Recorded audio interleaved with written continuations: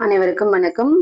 KDK natural food ஃபேமிலிஸ்க்கு உங்களை அன்புடன் வரவேற்கிறோம். இன்னைக்கு என்ன பார்க்க போறோம் அப்படின்னா, கொள்ளு கொள்ளு வந்து நம்ம உடம்புக்கு எவ்வளவு ஹெல்த்தியானது, அது என்னென்ன பெனிஃபிட்ஸ்லாம் இருக்குன்றது எல்லாருக்குமே நமக்கு தெரியும். இது இம்பார்ட்டண்டா வெயிட் லாஸ்க்கு ரொம்ப இம்பார்ட்டன்ட்ங்க. நிறைய ஹெல்ப் பண்ணும் வெயிட் லாஸ்க்கு. இதை வச்சு நம்ம துவையல் செஞ்சு பார்த்துருக்கோம், ரசம் அந்த மாதிரி வச்சிருக்கோம். இதை வச்சு இன்னைக்கு ஒரு கத்திரிக்காய் முருங்கைக்காய் போட்ட ஒரு சாம்பார் மாதிரி வச்சு வைக்கலாம். இன்னைக்கு அது செம்ம டேஸ்டா இருக்கும். சூடான சாதம், தோசை, இட்லி எல்லாத்துக்குமே சைடிஷா யூஸ் பண்ணிக்கலாம். நல்லா டேஸ்டா இருக்கும். இது இன்னைக்கு எப்படி செய்யறதுன்னு வாங்க பார்ப்போம். ஃபர்ஸ்ட் ஒரு கப் கொள்ளு பருப்பு எடுத்துட்டோம். இந்த பருப்பை என்ன பண்ண போறோம்னா, இப்ப கொஞ்சம் லைட்டா வறுத்துக்க போறோம். வறுத்து எடுத்துப்போம். பருப்பு ஆன் பண்ணியாச்சு. கடாய் சூடு ஏறட்டும். இப்போ கடாய் நல்லா சூடேறிடுச்சு. பருப்பு கொட்டிப்போம்.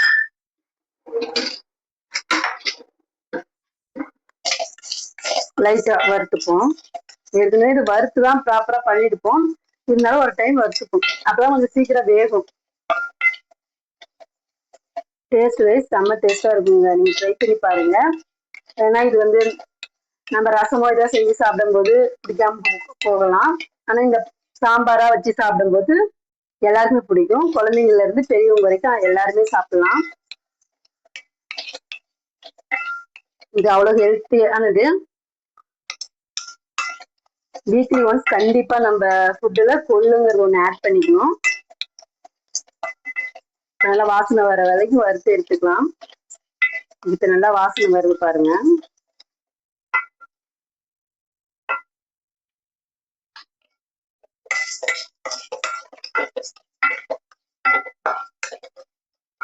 இப்ப வாசனை வருது பாருங்க. அதை டைரக்டா அப்படியே குக்கர்ல சேர்த்துக்கலாம். குக்கர்ல போட்டு ஒரு 5 விசில் விட்டு எடுத்துக்கலாம். இப்ப இதுக்கு தேவையான பொருட்கள்லாம் என்னென்ன போட போறோம்னு பார்ப்போம். ஒரு கப் கொள்ளு பருப்பு, தேவையான அளவு தண்ணி, பருப்பு வேகிற அளவுக்கு நம்ம தண்ணி ஊற்றிக்கலாம்.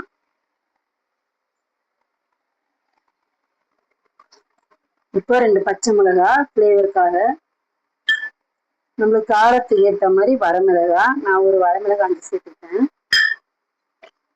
கொஞ்சம் சீரகம், சின்ன வெங்காயம் ஒரு 10 சின்ன வெங்காயம்,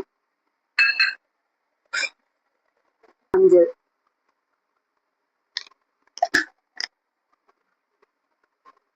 கொஞ்சம் விளக்கெண்ணெய் விட்டுக்கும். ஏன்னா கேஸ்டர் ஆயில் விட்டு விடும்போது தான் நமக்கு பருப்பு சீக்கிரம் வேகும்.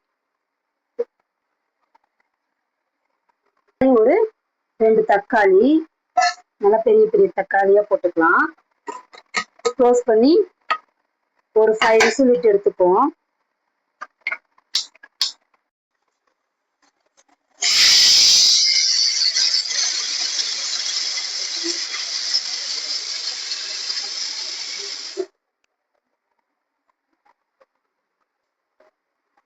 இப்ப 5 விசில் வந்துடுச்சு. எப்படி இருக்கு ஓபன் பண்ணி பார்ப்போம். இப்ப பாத்தீங்கன்னா தெரியும், நல்லா வெந்து வந்திருக்கு.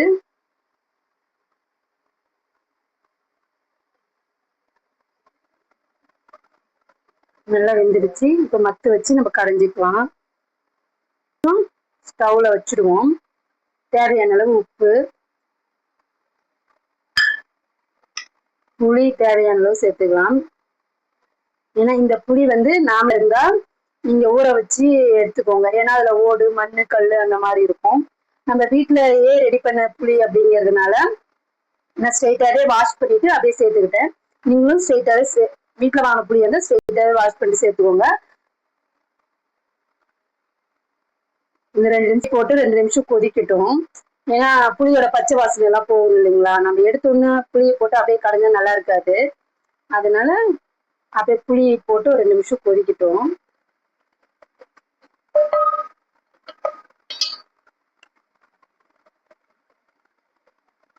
இப்ப இது நல்லா கொதிக்கட்டும். கடையிறதுக்கு முன்னாடி கொஞ்சம் கறிவேப்பிலை சேர்த்துக்கலாம். வாசனை நல்லா இருக்கும் சாப்பிட்றதுக்கு. இப்ப இதை கடைஞ்சி எடுத்து வந்துடலாம். இப்ப கடைய போறேன். இப்ப நல்லா கடைஞ்சாச்சு. இதுல வந்து 50% முருங்கைக்காய் வெந்ததுக்கு அப்புறம் இந்த குழம்புல சேர்த்துக்கலாம். அது மாதிரி இருக்கும். நம்ம அந்த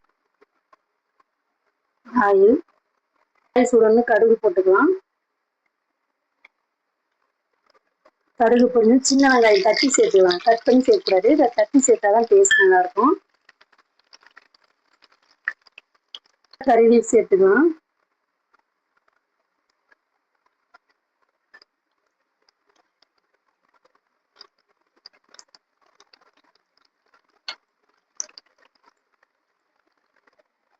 இப்போ எடுத்து இதுல ஊத்தி தாளிச்சிடலாம்.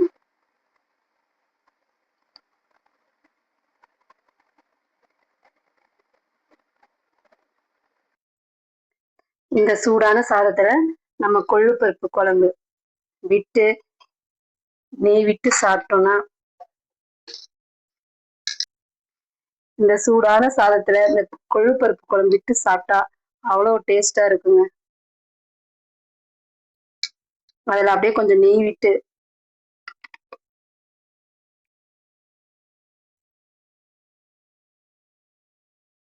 வீடியோ பிடிச்சிருந்தா ஷேர் பண்ணுங்கள், கமெண்ட் பண்ணுங்கள், மறக்காமல் சப்ஸ்கிரைப் பண்ணுங்கள், நம்ம பேஜை ஃபாலோ பண்ணிக்கோங்க.